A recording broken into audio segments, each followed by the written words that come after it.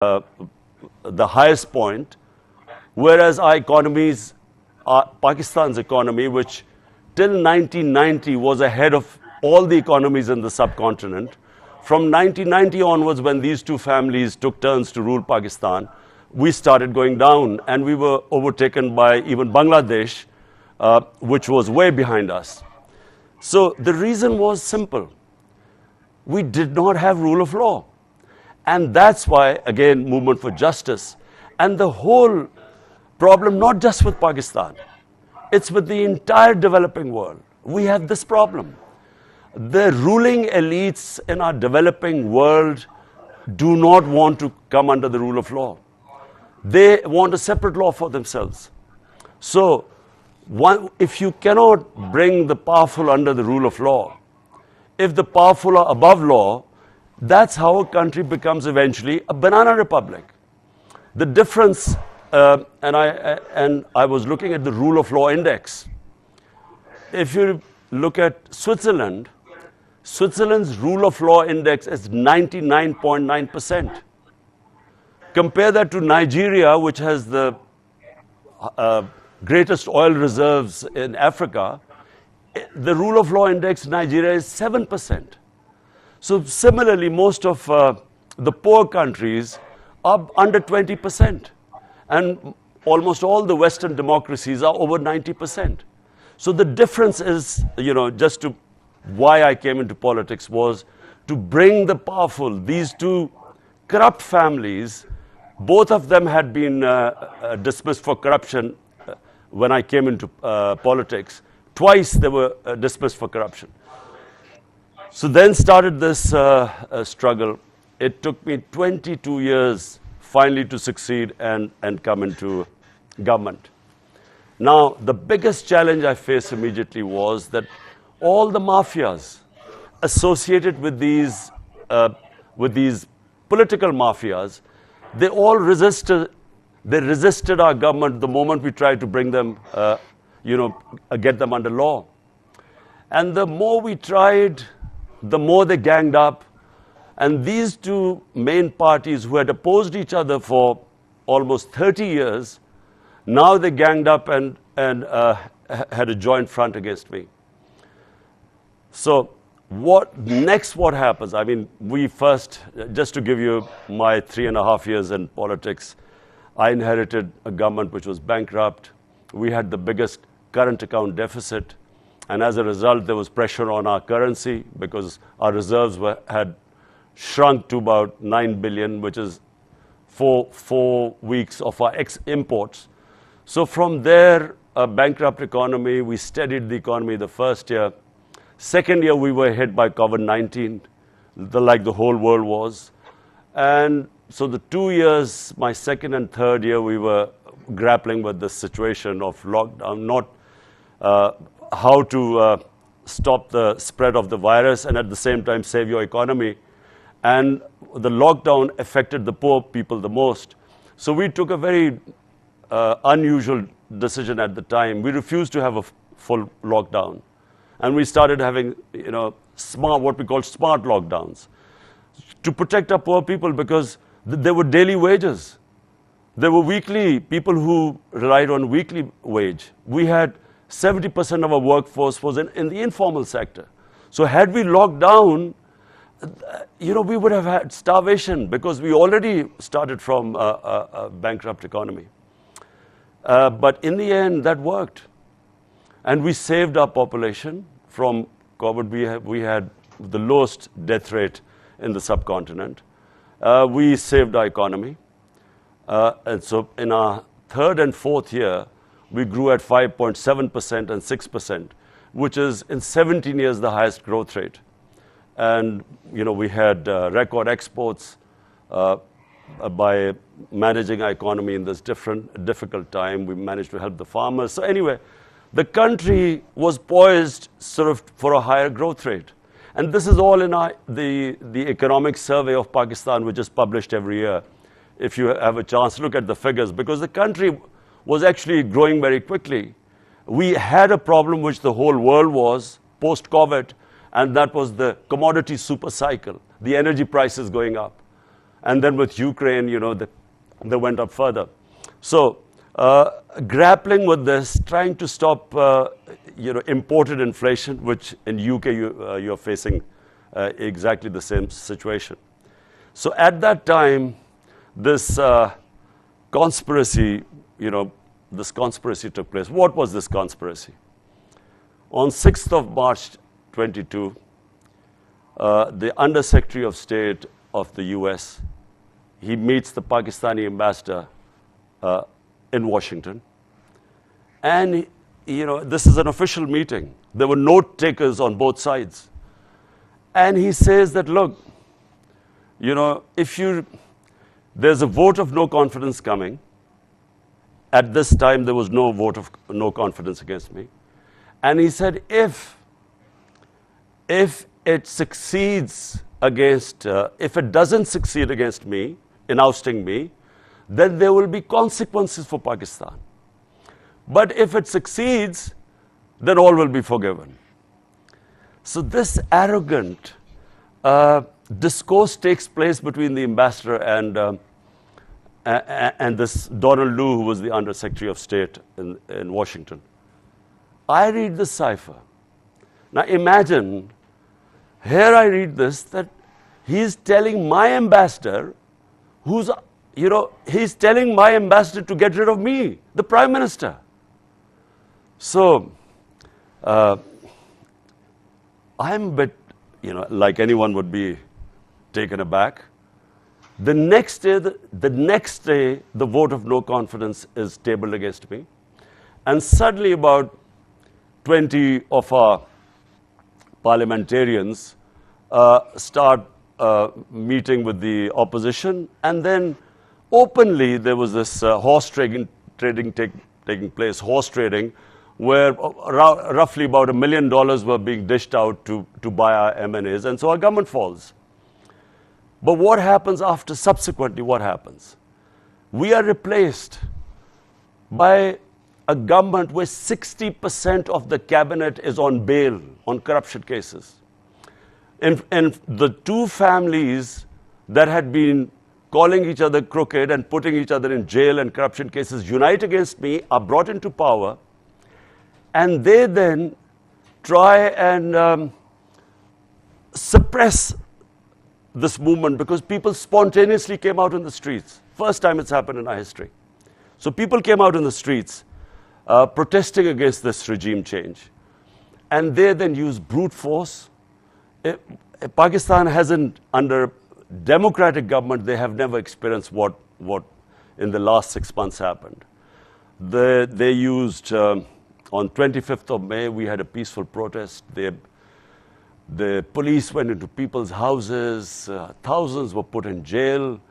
There were women, families, children were, you know, because in our protest, families participate. First time ever, so much women participate in our rallies. So they tear gassed them, you know, they beat them up, and this is all on video. So that happened on the 25th May. But you know, what they thought was that it would scare people.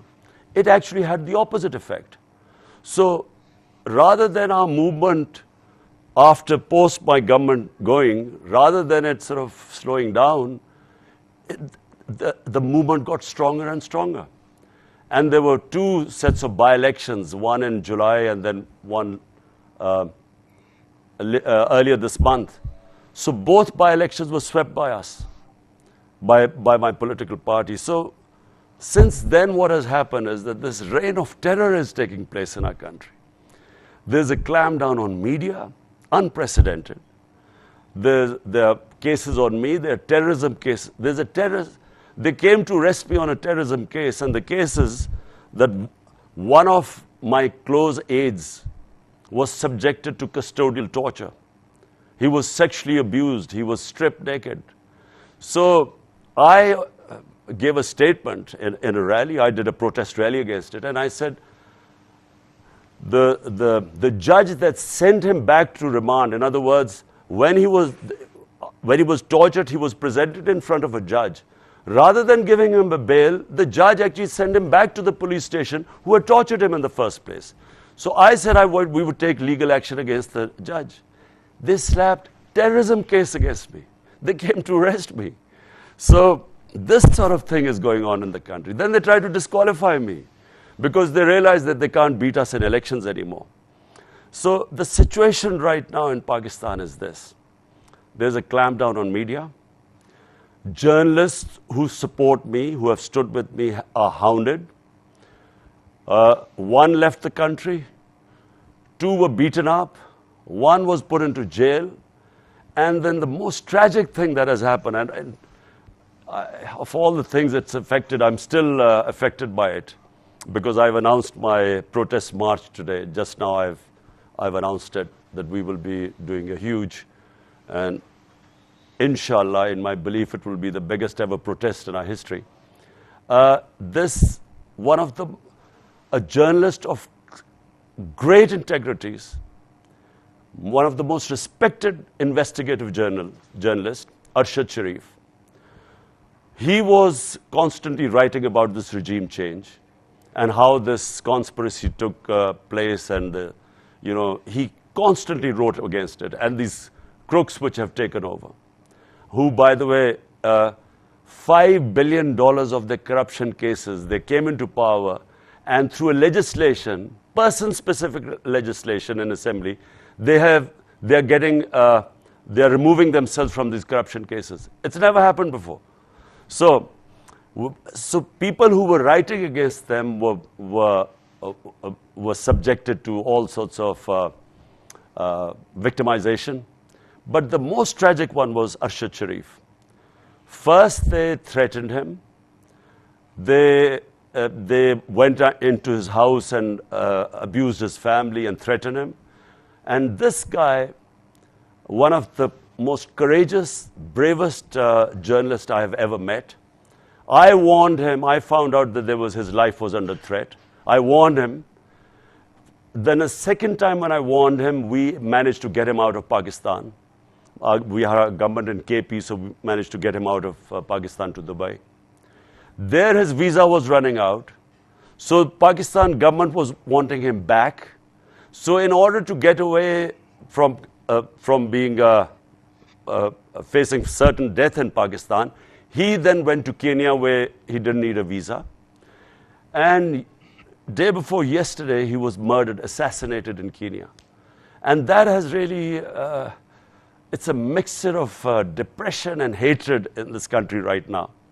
And hence I've announced my march. And the idea of this protest march is to show the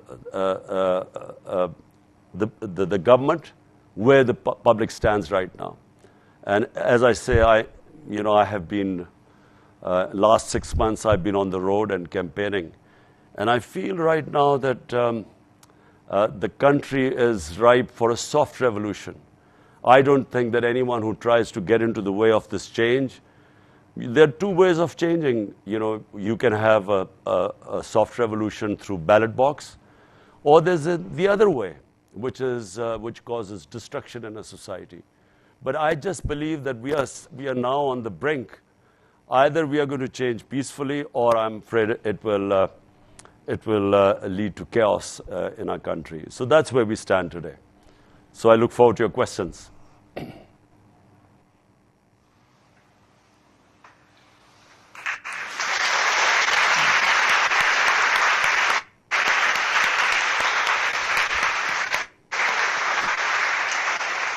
Thank you very much for that address. I'd like to sort of get into some questions before we get into some questions from the audience here at Oxford Union. And I wanted to start off with of course, the biggest news that is surrounding freedom of press at the moment. So we all heard about the recent tragic news of Arshad Sharif's death in Kenya, from yourself as well. And it is a very sort of difficult thing. It brings into question the freedom of press in Pakistan in general. So freedom of press has been a big issue in Pakistan. According to Reporters Without Borders, out of 180 countries, Pakistan was placed 157th What do you think should be done to uphold freedom of press in Pakistan and to protect freedom of press? I mean, even in addition to this, ARY, which is one of the biggest news channels in Pakistan, was closed, shut down. So I wonder, what do you think would be a solution to this sort of moving forward? Look, let me say that who is worried from freedom of press? If I'm breaking the law, or if I'm a crook, I'm a head of state and I'm worried that I'm making a lot of money laundering, like most of our leaders have been buying properties abroad in Mayfair and in London and big places, laundering money from this country. So I would want to clamp down on the media. Let me just say this is the case with the entire developing world. You know, according to the United Nations Secretary General, he set up a panel. That panel is called Fact-Eye Panel. It was to find out why is there a difference, the difference between the rich and the poor countries, why is this increasing? And it came up with startling results. Number one, they said that every year, now you will all be shocked to hear this, every year, $1.7 trillion move from the developing world into the developed world, into the richer countries, offshore accounts. $1.7 trillion from poor countries or developing countries move to offshore accounts, rich countries, properties in London, New York, and big Western capitals. I mean, this is a plunder going on of the developing world at an incredible speed. If anyone who understands the history of the Indian subcontinent, you know, when the East India Company came into to India and started operating and took charge, India was about 23-24% of the world GDP. And by the time, you know, India got its independence, it was, you know, barely 3-4% of the world GDP. So the wealth was stripped off the country. It's exactly what the ruling elites of the developing world are doing right now. They're stripping off the wealth from the poor countries and taking them, as I said, into these tax havens. Now, problem is that I tried 3.5 years I was in power. I tried each time in the United Nations General Assembly. I kept saying that there has to be action taken against this illicit flow of money out of developing world, just like you do of terror financing or like drug money, which affect the Western countries. They must do something to stop this plunder of the developing world. But there is no incentive in the rich countries to do anything because they benefit from this flow of money. And it's the poor countries which, unfortunately, they do not want to do anything because, sadly, a lot of the leaders of the developing world are laundering money out of their country. So they're also not interested. So what is happening is that the poor people are getting poorer. This gap will increase and you will have this economic migrants. You know, this is just going to become an epidemic sometime ahead. You will have these people dying and crossing, you know, in these boats trying to get to the well-off countries. Something has to be done to stop this. And I'm afraid the developing world sooner or later must realize that this situation cannot go on. No, absolutely, and I think that speaks to generally sort of a problem with sort of the like, you know, many problems within like developing countries as well. But the more particular thing that I, you know, sort of intended to touch on was the upholding the freedom of press in Pakistan in general. But one thing that I wanted to particularly mention, following up on that, on my previous question as well, was that during your tenure as the Prime Minister, Pakistan dropped 18 points in press freedom, according to Reporters Without Borders. I was just wondering, what did your government, what sort of steps did they take to uphold freedom of press in your government? Of course, now it's very bad in the state that a journalist is dead in Kenya and a news channel is shut down. I just reiterate the question of, like, how do we get out of this situation where the press in our country is just not safe? These things that we talk about here will never be sort of brought into light. Okay, let me just explain to you the difference between what was happening during my time and what is happening now. There was not one journalist that my government ever thought of, forget about persecuting, I mean, even trying to muzzle him. Because if I have nothing to hide, if I'm not corrupt, and if I'm not breaking the country's law, why would I be scared of freedom of press? The people who are scared are the mafias. And this is what is happening right now. These are mafias. The problem we had, and which is why maybe, because what, you say that we went down a few notches.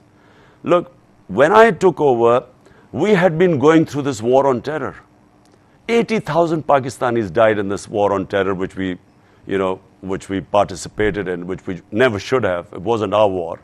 But as a result, 80,000 Pakistanis died. Right now, there is still terrorism. We still have Pakistanis dying of terrorism, but on the peripheries, not like it was before. But when you're fighting against terrorism, I'm afraid that's when the security agencies, then they take a much stronger role. And the abuses would take place by the security agencies because they felt they were fighting terrorism and they were endangering their soldiers' lives. And so they would be sometimes taking very harsh actions against anyone who criticized the security forces. But those actions were always by the agencies. And the 2-3 times when we found out, and I can give you examples, immediately we took action when, journalists were picked up. But never from the political government, because we had nothing to hide. In fact, the only problem we had was we don't have libel laws. So what was happening is that me as Prime Minister, I was libeled a couple of times. I went to court as a Prime Minister, but even I couldn't get justice because we have a real problem with defamation and libel laws. No one gets convicted here.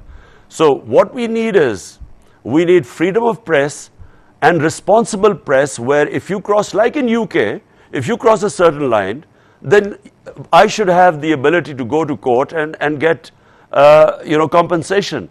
And I've been in a libel case in England, and I know how strong the laws is. Unfortunately, this is not the case in Pakistan, which is the problem my government had.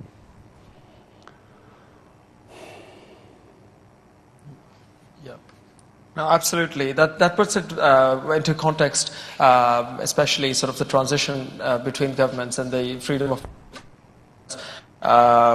But moving on to sort of more recent event, which has been like recent news, is the recent decision by the Pakistani Electoral Commission to disqualify you from being a member of the parliament.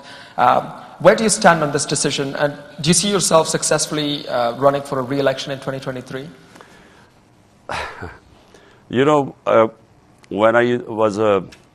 When I started playing cricket, and when children and as boys we used to play cricket. So when the other team used to be losing, a lot of the times the boys would just pick up the stumps and run away and said, "We are not playing anymore." Now this is exactly what's happening right now. In 2 by-elections which we've competed, it's never happened before that sitting governments have been routed in the by-elections. And it's because of massive public turnout. And it's also because, despite the fact that the election commissioner is completely biased, it's not even biased, he's just part of their team. It's like them playing with their own very biased umpire. Now, and I'll just give you an example. 9 times the election commissioner has given decisions against us. 9 times we've gone to the court who've overturned the decisions because they've been so biased. This thing of my disqualification, it is just, it is unbelievable. In fact, I'm going to do a defamation case against this election commissioner because it will never stand in a court of law. And we are waiting, we are already in court, we are waiting for the full judgment has just come. It is you know, I mean, I won't go into details, but it is just a joke what he's done. Not just that, there were two cases they are trying to disqualify me. One is a funding case, a funding of the political party. We are the only political party in Pakistan's history that does proper political fundraising. We have a 40,000 database of our donors. Other parties have nothing. And we keep telling them that, look, we are the ones who, everything is on record. They have been trying to find out something in this, in our funding case for almost 6 years. So, neither will I be getting disqualified in the funding case, and certainly not in this Tosha Khana case, which is too ridiculous to explain to you.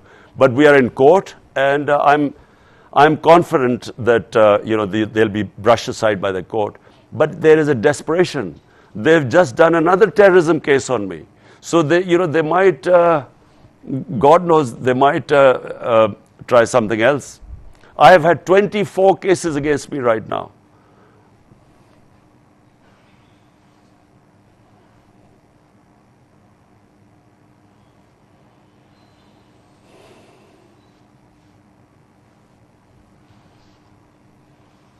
Karo. Can you hear me? Yes, apologies, it's the Wi-Fi. Was I talking to myself? No, I think we heard a bit. It was just towards the end part that you cut out.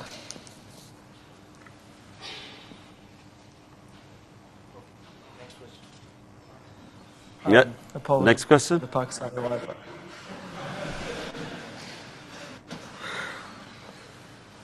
Which bit did you hear and which you didn't hear? I don't, you know, where did I start talking to myself?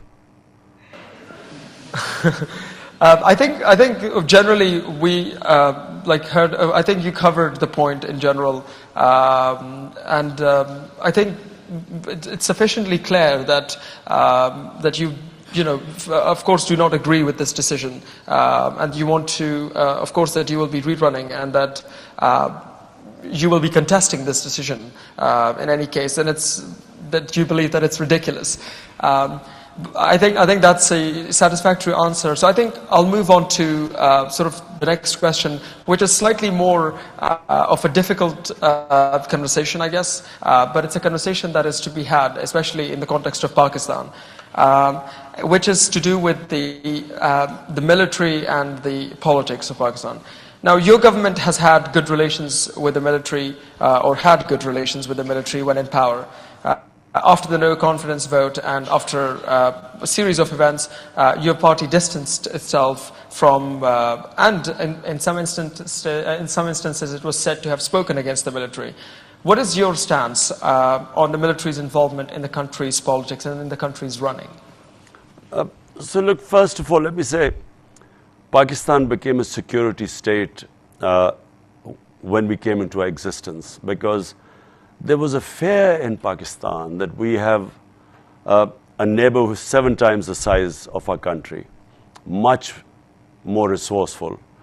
And immediately after independence, the next year, 47 we were independent, 48 there was a conflict with India on Kashmir.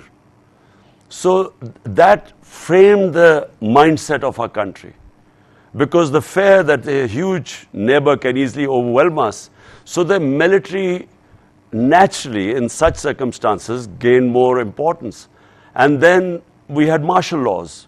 So we've had 3 martial laws where the military took over when they thought that the civilian governments weren't doing well. Now, the problem with this is that, you know, we have never had an extended run of democracy.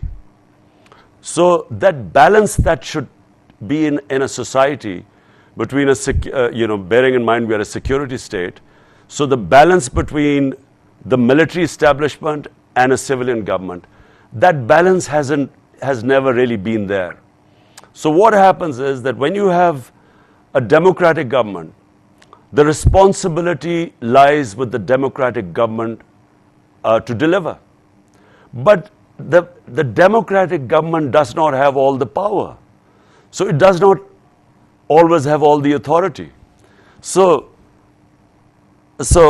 unless authority and responsibility lie in one place, it's very difficult for any management system to work. Now, I'll give you just one example where, in fact, I had a very good relationship with the military establishment. There were no problems between us. In fact, it was a complementary relationship. But the one area where I had this problem was because I had been campaigning for 22 years when I came into power, that the powerful must be held accountable. They must be brought under the law. So action must be taken against them. So they were openly stealing money, laundering money out of country, living in these palatial palaces or huge luxury flats in London, money stolen from this country, and never giving any money trail or source of income. How did they acquire this great wealth? So we saw them. I knew these two families for the last 40 years, and I saw these rags to riches stories where they never had this sort of money, but suddenly they're worth billions of dollars now, lying in outside Pakistan. So my point was that these two corrupt families and people associated with them, they should be held accountable, and there were already cases pending in our accountability bureau. So all I was asking them was that action must be taken. Now, unfortunately, the accountability bureau was not in my hands. So and they were controlled by the establishment. Now, I would keep telling them that, look, take action against these people. But unfortunately, for some reason, the establishment's views on corruption were completely different to mine. They did not take that seriously.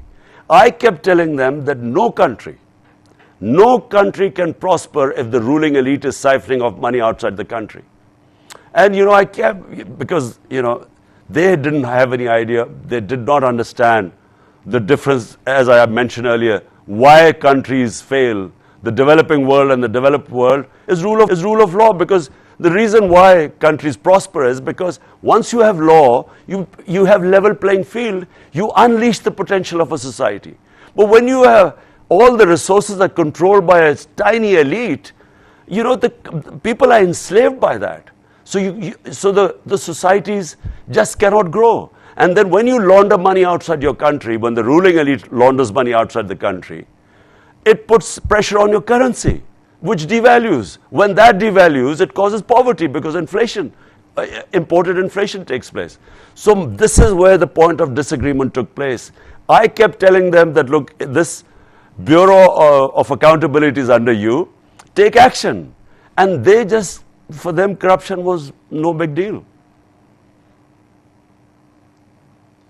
No, thank you for that. I will ask one last question regarding something that you mentioned and have been of course, very strong about, is mentioning the two political parties, of course, as two families. You mentioned the dynastic politics has been a huge problem in Pakistani politics. And I think people would agree that one thing that PTI is seen as different is that it offers, what it offers is hope of making it to the top of leadership without being part of a particular dynasty, for people who are competent, for people on their merits. Now, though it is true in your case personally, beyond you, it is argued that PTI is now sabotaged by dynastic families within it. Do you have a plan to end this dynastic politics within PTI, or do you think it's inevitable in the Pakistani political system? Look, as all of you sitting there would know, the reason why democracy forged ahead of monarchy or kingship is because democracy, actually, the better the democracy, the better the meritocracy. And kingship is bound to decay because, I'll give you the example of the Mughals, the great Mughals who ruled India. And India was a superpower at that time. So in 180 years, there were 6 Mughal emperors who ruled for 180 years. And when the last great Mughal died, in the next 17 years, there were 6 different Mughal emperors. Something like what is happening in Britain right now. So, problem is, when in kingship, because there's no meritocracy, it all depends that if the son or the successor of the royal blood, is he capable or not? And if he's not, the whole thing goes down, as the Mughal Empire went down. And as the Ottoman Empire started going down, because once one poor head of state comes, because there's no meritocracy. Democracy, the better the democracy, the better the meritocracy, and therefore you have better leadership. Now, problem with Pakistan has been that we have what is called the feudal system. The feudal system meant there were the rural landlords who had huge land holdings. They could do politics because they had time and money. Because, normal people just don't have the time and money to do full-time politics. So they dominated Pakistani political scene. And they became, the children then succeeded. So it became a family affair. As these two parties are, they are family affairs. They are, for instance, the Benazir's son, Bilawal, he's never worked 1 hour in his life. And he's head of their party. Same as Nawaz Sharif's successor, his daughter, she's never worked one hour in her life. So they imagine when they take over, so we have the worst of both worlds. Sometimes the princes were actually trained in statecraft. So they were much better prepared than in our case with these feudal children who have no experience of governance or statecraft. So therefore, the families have gradually, the country has gone down, as have the parties gone down. Now in my party, what I hope, and I tried once, we held a huge intra-party election. It was the first time a party had held such a huge scale intra-party election, but it didn't work properly because it was the first time we had tried. We tried a second time, and we tried to use technology, but the elections, the general elections came, so we stopped. But my idea is that the only way you can have meritocracy in the party is if you have party elections. So from the experiences we've gained now, we were setting up a system to have a proper intra-party election. And that election will ensure meritocracy. And that is the only way you stop this dynastic politics. If a family member is good enough, fine, he can come up through the elections. But it should not be this nomination that just because you're born in a certain family, you should be automatically, get a party ticket. That should not happen. Absolutely. Thank you very much for this conversation. I would like to sort of, for the last part of this conversation, move to the floor for any questions that they may have for yourself. So yeah, I open the floor for any questions. I recognize this member in the blue jacket. Yes, please speak loud. They will give you the mic.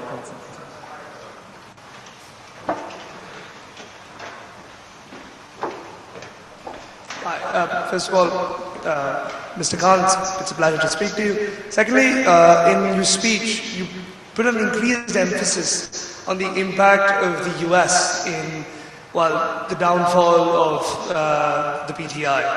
And we've seen that these developed nations, through which a lot of developing nations' money now goes to, regularly interfere in the matters of, South Asia and the global South.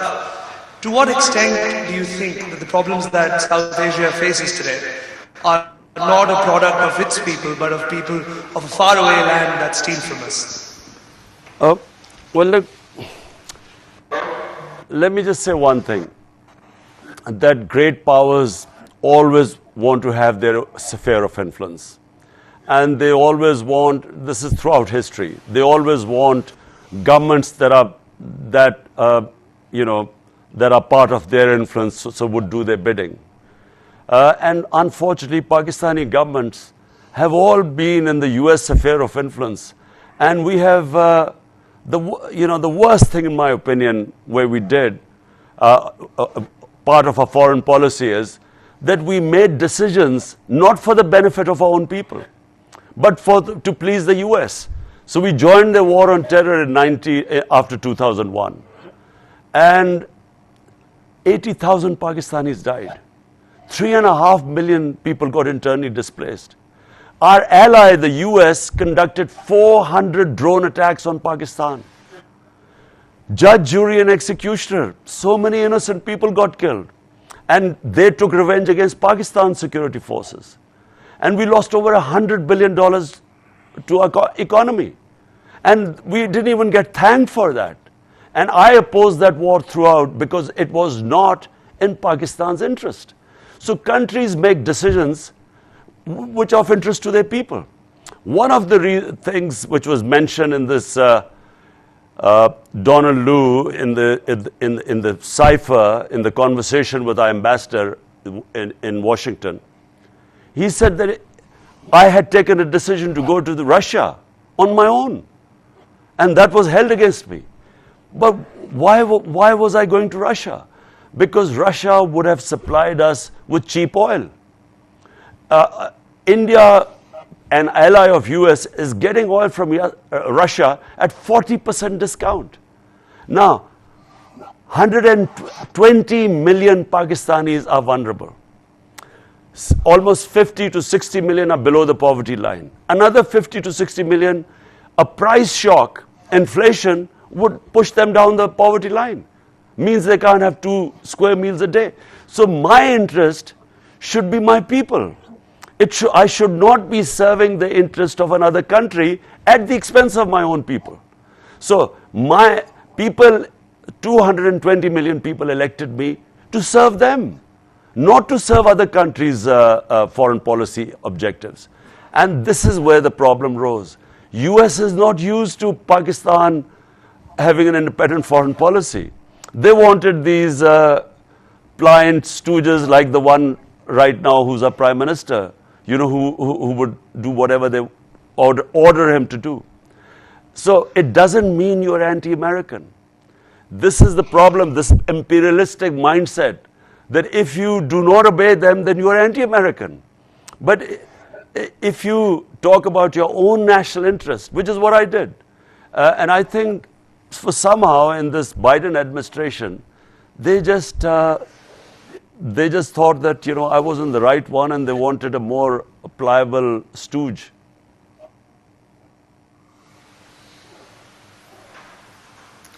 Yeah. No, thank you very much. I now look for another member to ask a question. I recognize that member just right there. Could you please right there, second row? No, sorry, just in front of you. Yeah. Yes, you. Yes, this lady here. Okay, I guess. Just give it to me.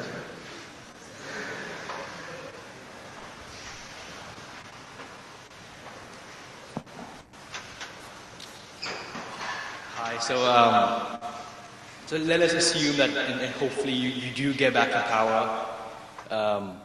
I know it's a big... So the camera is behind you if you want to look at it. So hopefully you do come back in power. Hopefully you are able to reduce the army's power and by doing so reduce corruption, fix the legal system, and fix dynastic politics.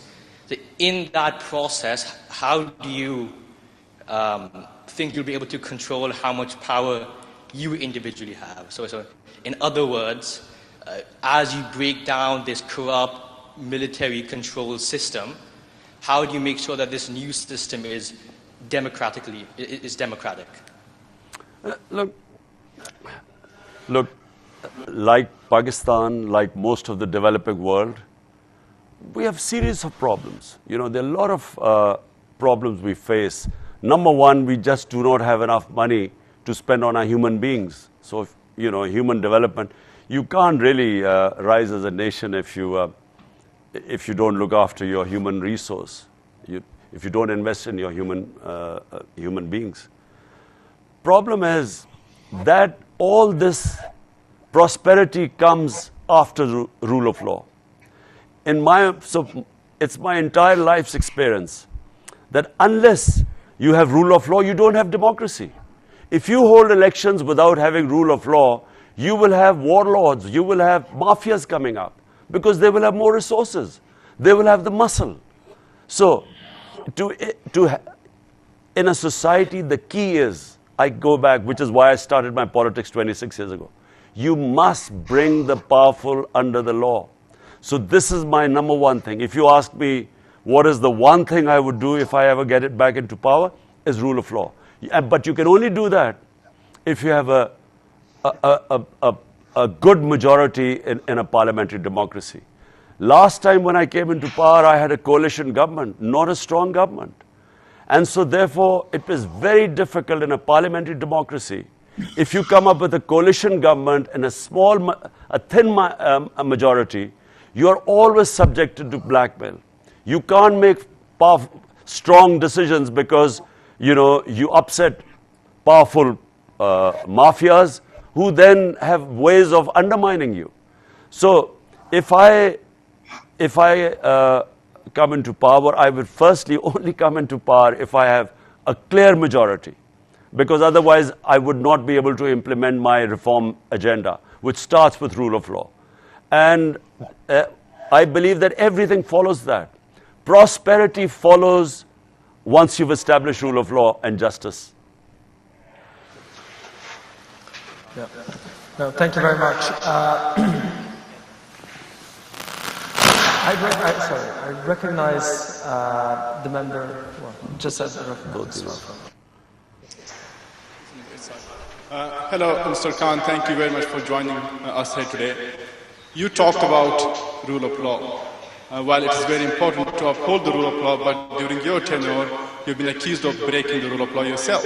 You've been accused of breaking the Constitution, Article 92, by preventing the no-confidence vote despite the Supreme Court's decision. During your tenure, there was a sitting MNA who was incarcerated despite the Supreme Court decision to release him, and yet your speakers did not give an order to bring them to the Parliament despite it being against the law. So, firstly, while you do talk about the rule of law, how do you respond to the fact that you yourself have breached it? Secondly, and very quickly I'll ask, you talked about press freedom. During your time, there was a journalist who was abducted and tortured, Matiullah Jan. During your time, Abzar Alam was shot.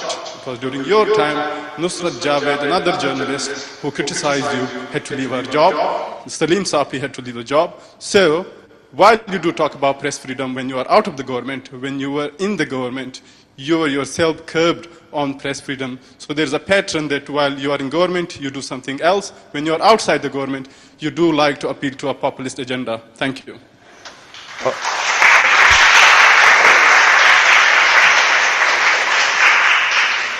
So let's start first by Matiullah Jan. We found out Matiullah Jan had been picked up night before. The first thing we did was, in the morning when we found out, he was released. We found out that he had been picked up by the security agencies because he had said something against them.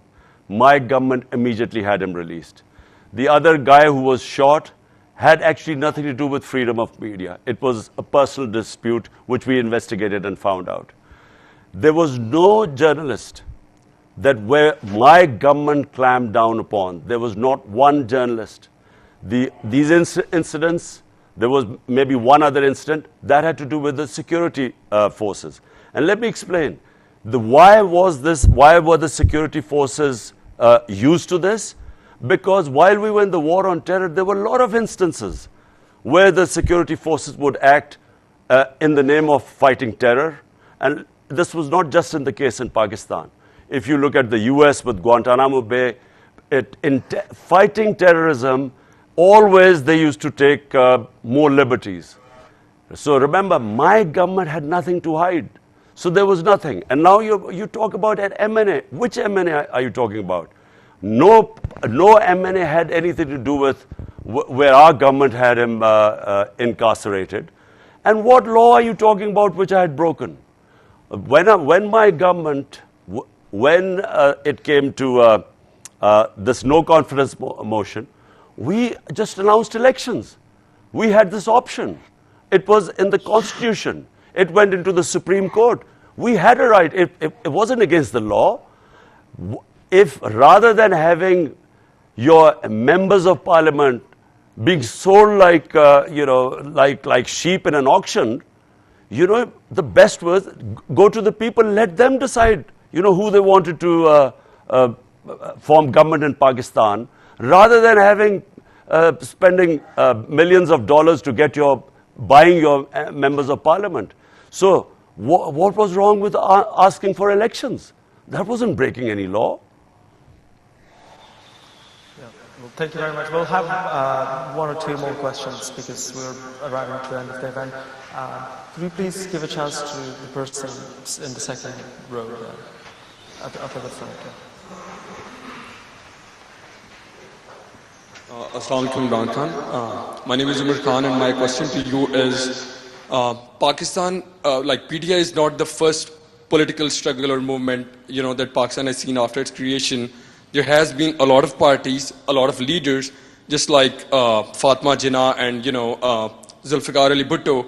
And what we saw was like their parties and their struggle died down after they passed away. So is this the same that's going to happen with the PTI? Like, people caught it up like a big bag of wind, and it's just one man show, and it's all just Imran Khan. Like recently we saw in these by-elections, they were like, you won on 6 seats, and the only other candidate which PTI had, the daughter of Shah Mahmood Qureshi, she couldn't win. So do you have a plan after, like for PTI after Imran Khan, do you have a systematic way where there's going to be a successor to the party, to your struggle, or it's just the Imran Khan? Well, look, first of all, I don't have any family which is, none of my family members are in politics, as opposed to the two family parties where all top positions are their family members. And I repeat, the only way of having meritocracy in the party are intra-party elections. And the first thing after the general elections, this is exactly what we are going to do. We will hold intra-party elections, and that is the way you avoid dynastic politics and you have meritocracy. So last question, please. Yes, one last question. Sorry. Can I recognize this member here, please? This girl here. Thank you. Assalamu alaikum, sir. My name is Malaika, and my question to you is regarding with the long march that you're organising currently. With this historic feat that inshallah you can achieve, what do you think this will impact in the future of Pakistan, and what is the message that you're trying to send to your opponents? Look, democratic parties always go back to the public. So either they want elections to show that they have majority support, which is what democracy is, or if you want to protest, you go to public. So this will be a big protest. It will be peaceful within our constitutional rights. We will remain, we will not break any laws. We've assured everyone that. But it is very important for a democratic party to show that where does the public stand. Now, I remember when Britain entered the Iraq war. I think one of the most amazing sights for me was when I saw almost 2 million people marching in London against the war. And I think that that's a sign of a nation that is alive, that is aware, that knows its rights. So this is what I'm trying to do in Pakistan. Make people realize that, no one should impose governments on us. We as the people, it's our right. So, we should decide who should govern Pakistan. No outside conspiracy involving, and plus these cabal of crooks. They, you know, by spending money which they have and, you know, imposing a government on us and then using state oppression to crush us. You know, we are not animals. We are human beings. Humans have rights. So this is what we are trying to do. This march will show where the people of Pakistan stand. And I feel that, you know, it will be historic, inshallah. I'm a born optimist, having a sporting background. You never enter a match thinking you lose, so you always think you'll win. So I feel that it will be one of the biggest protest movements in Pakistan's history. Thank you very much. Thank you. Thank you very much.